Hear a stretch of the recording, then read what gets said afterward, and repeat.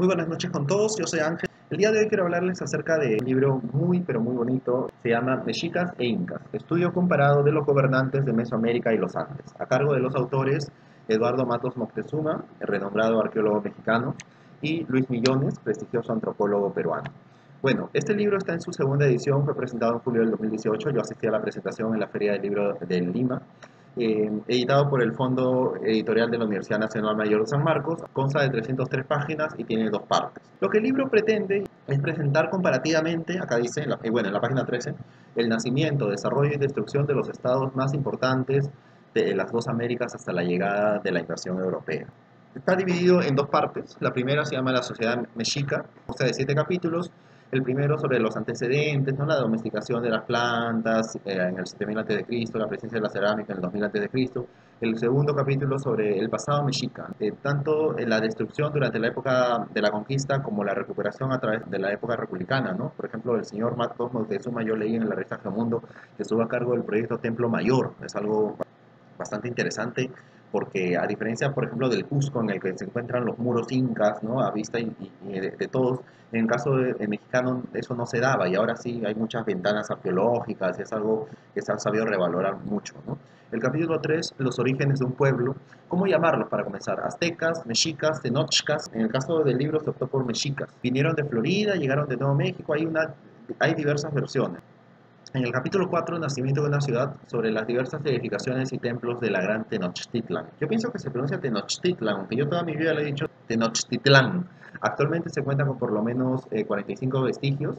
Yo entendí en la zona de la Ciudad de México. Yo vi uno en plena estación del metro. Creo que era una pequeña pirámide al dios Eecatl, si no me equivoco, ¿no? Tlatelolco, la guerra entre ambas, por el control de esta última, un gran centro económico, ¿no? El famosísimo por su mercado. O sea, ahí me veo, era la Triple Alianza una alianza equitativa entre Tlacopan, Tenochtitlan y Tlatelolco, o hubo una preponderancia de Tenochtitlan. Bueno, hay imágenes a todo color, ¿no? Podemos ver el mapa de Mesoamérica, eh, un plano de México, ¿no? La gran Tenochtitlan cerca del lago, dentro del lago, mejor dicho. La diosa Coatlicue, tuve la de la falda de serpientes, tuve la suerte de verla en el Museo de Antropología de la Ciudad de México. La Piedra del Sol también la vi allí. A la Coyolxauhqui, no la pude ver. El capítulo 5 sobre la vida cotidiana y el nacimiento a la muerte, ¿no? Su economía basada en la agricultura, el tributo, el comercio, las chinampas, los mercaderes pochtecas, la estratificación social, ¿no? Desde los pilli o nobles hasta los macehualtin, el pueblo. La sucesión no era necesariamente de padre a hijo, eso es algo que me sorprendió. Aunque no tanto, porque sí, yo sabía que Moctezuma no había sido hijo del anterior, creo que había sido nieto o sea, no era una sucesión lineal como uno está acostumbrado a creer. Y acá con toda naturalidad se nos habla de los oficios buenos y malos, ¿no?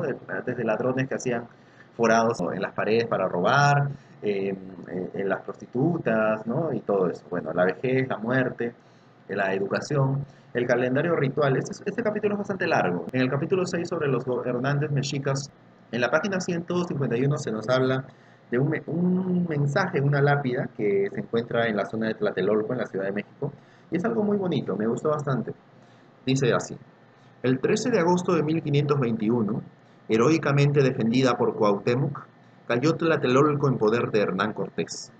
No fue triunfo ni derrota, fue el doloroso nacimiento del pueblo mestizo, que es el México de hoy. Y por último, el capítulo 7 se nos habla acerca del Estado mexica y Estado incaico, análisis comparativo desde la perspectiva mesoamericana. Nos menciona 6 focos civilizatorios y se dice que en los primeros cuatro, excluyendo a Mesoamérica y los Andes, las ciudades surgieron hace 4000 años, ¿no? Entonces, en el caso de Caral me llamó la atención que no figurara. Claro que en el caso peruano a veces es bastante difícil, según leí en otros libros, hablar de ciudades, ¿no? Si eran centros administrativos, centros ceremoniales, para ser ciudad tenía que haber mercado, bueno.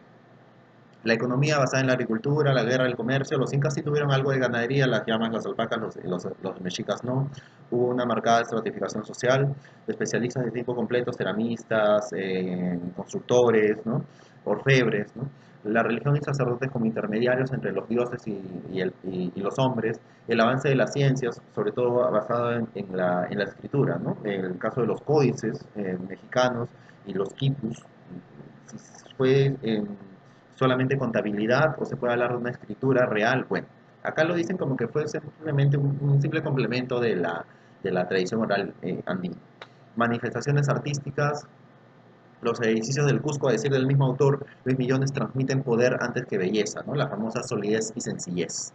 El cadáver del Tlatoani era incinerado y el del Inca era momificado y seguía teniendo voz y voto, ¿no? En las decisiones, se le vestía como si fuera una persona viva, ¿no? Huáscar y Atahualpa frente a Pizarro y Moctezuma y Cuauhtémoc frente a Cortés, y se nos habla de la transformación, ¿no? En los virreinatos de la Nueva España y el Perú. Bueno, la sociedad incaica va de la página 165 hasta la página 291 y consta de 10 capítulos, ¿no? El primero sobre el estado, espacio físico y control político del Tahuantinsuyo, si llegaron a la Amazonía, cuán importante y difícil puede haber sido dominar 1.8 millones de kilómetros cuadrados, ¿no? Se está investigando un posible intercambio marítimo entre Mesoamérica y los Andes, ¿no?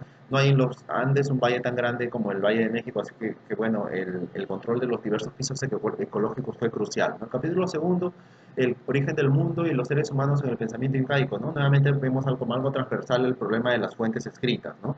Que provienen de españoles durante la conquista.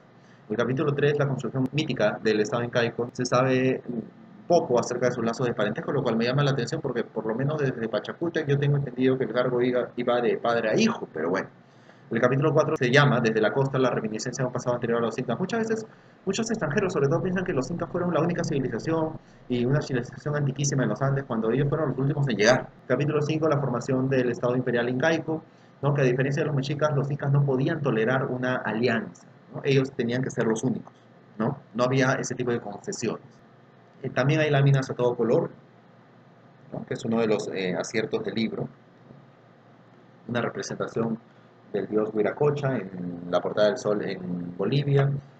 Una pena cómo está la condición de la zona arqueológica de Pachacamac, asediada por asentamientos humanos en el sur de Lima. Una imagen del gallardo emperador Pachacútec a cargo del cronista indio Huamapuna Ayar. Bueno, el capítulo 6 sobre la cosmovisión e imperio, los incas de la primera época, ¿no? Es interesante esos grupos étnicos rivales de los incas, ¿no? Como los ayarmacas, los pinahuas, ¿no? Es interesante también que la llamada primera dinastía, Urin-Cusco, se da en el marco de lo que los autores mencionan como confrontación interétnica, ¿no? O sea, no se puede saber bien qué territorio conquistó cada inca, puesto que no se ha logrado descifrar los quipus. Las fuentes, nuevamente se ve el problema de la fuente del siglo XVI, sobre todo para el caso andino, ¿no? Era la tradición de la nobleza, con el peligro de evidenciar que cada inca reescribía la historia, eliminando rivales, ¿no?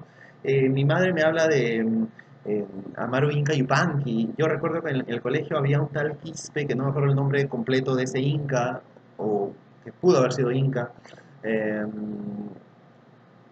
el Inca Urco, el rival de Pachacútec, o sea, muchos han quedado eliminados, lamentablemente, ¿no?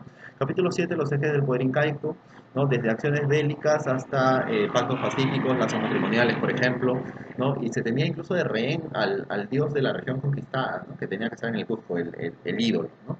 El capítulo 8 sobre los privilegios y apuros de los últimos gobernantes, ¿no? Como por ejemplo Huayna Cápac, ¿no? Que tuvo que guerrear y tuvo que apagar las rebeliones de los pueblos recién conquistados en la zona de lo que es Ecuador, como por ejemplo el caso de los Carangue y los Cayambes, ¿no? Capítulo 9, la guerra del fin del imperio. ¿En qué se basaron los cronistas, ¿no? Algunos a favor de Huáscar, otros a favor de Atahualpa, ¿no? Y los españoles buscaron títeres, ¿no? El primer títere fue Toparpa o Tupac Hualpa, ¿no? Luego Manco Inca, pero este se rebeló y se estableció en la zona de Vilcabamba, que recién cayó en 1572 con su hijo Tupac Amaru I. Bueno, el capítulo 10, que para mí es el más importante, es el Estado incaico y el Estado mexica, ¿no? El análisis comparativo desde la perspectiva andina, ¿no? Entonces, me extraña que no se mencione a Pasto como una zona conquistada por los incas, ¿no? Bueno, nuevamente se habla del problema de la precisión de fechas, que en Mesoamérica no hubo ese problema, ¿no? Lo que me llama la atención es que nos dice que Pachacuti navega entre el mito y la historia. Yo pensaba que Pachacuti ya era un inca histórico, ¿no? Pero bueno, a diferencia de los aztecas, nuevamente se nos dice que no podía haber alianzas, ¿no? Por eso los chimúes tuvieron su capital destruida y a sus pobladores dispersados. Tenochtitlan como una gran capital frente al Cusco como un santuario. Bueno, de poder más religioso que político, no sé. No hay tanta información sobre un equivalente de los mercaderes pochtecas, ¿no? Aunque algo se sabe de los mercaderes de la zona de Chincha, ¿no? Que eran bastante poderosos, ¿no? No hay mucha información acerca de la preparación militar, a diferencia de esos rangos dentro de la milicia mexica, como los caballeros Jaguar, los caballeros Águila. El Calmecac, la escuela de los nobles mexicanos frente al Yachaywasi, que este último se pierde como una nebulosa porque eh, el Inca Garcilaso de la Vega lo describe de una manera sospechosamente similar al sistema español del siglo XVI, entonces, ¿no? Se sabe muy poco de cómo los incas representaban a sus dioses, ¿no? Frente a la riquísima iconografía mexica. Recuerdo hace muchos años haber leído sobre esas diversas iconografías, ¿no? Lo figurativo en un lado frente a lo abstracto y geométrico en otro, ¿no? Que habría que ser ayudados por la lingüística y la iconografía. Bueno, este libro es un libro bastante estético incluso, ¿no? Es la primera vez que leo un estudio comparativo entre ambas civilizaciones o ambos imperios. Eh, en diversos aspectos, ¿no? Desde su devenir histórico, desde su nacimiento, desarrollo y destrucción, hasta sus diversos aspectos, tanto el social, los rituales, el panteón, la economía. Me habría gustado que incluyera un poco más de arte, de arquitectura, eh, algo similar a lo que leí, como les digo, hace muchos años sobre la estética. Quizá en estos tiempos se habla bastante del rol de la mujer, ¿no? Quizá haber entrado un poco más en ello. Pero pese a todo, me parece sumamente admirable ese diálogo, ¿no? Entre dos intelectuales tan respetados y respetables en nuestros países para haber logrado un producto como este. Así que yo recomiendo bastante que lean este libro en su segunda edición. Creo yo que se puede encontrar fácilmente en la Universidad de San Marcos. Incluso en Facebook he estado leyendo sobre personas que preguntaban desde el extranjero, desde provincias. Es un poquito más complicado. Sin embargo, si tienen la oportunidad de venir a Lima, cómprenlo, y si están interesados en estas dos civilizaciones. No es un versus, no es establecer cuál es mejor, cuál es peor, que para eso se encarga mucha gente, desde gente que por desconocimiento o por un exacerbado nacionalismo o por solamente ser un troll, lo hablan y lo hablan y lo hablan en la internet. No, este es un ejercicio bastante profesional y sumamente serio, que pudo haber tenido algunos vacíos, creo yo, y claro, sé que los autores lo reconocen porque ellos piensan que para estudiar mejor, sobre todo en el caso de lo andino, ¿no? Se necesita el auxilio de disciplinas como la iconografía o como la lingüística, ¿no? Así que eh, yo le doy 4 de 5 a este libro porque, como le digo, me habría gustado que incluyeran algunas cosas. Sin embargo, es un libro bastante bueno y para quienes estamos interesados en estas civilizaciones, es un libro que lo puedo considerar incluso como un libro capital. Así que cómprenlo, consíganlo, no se van a arrepentir. Muchas gracias. Chao, chao.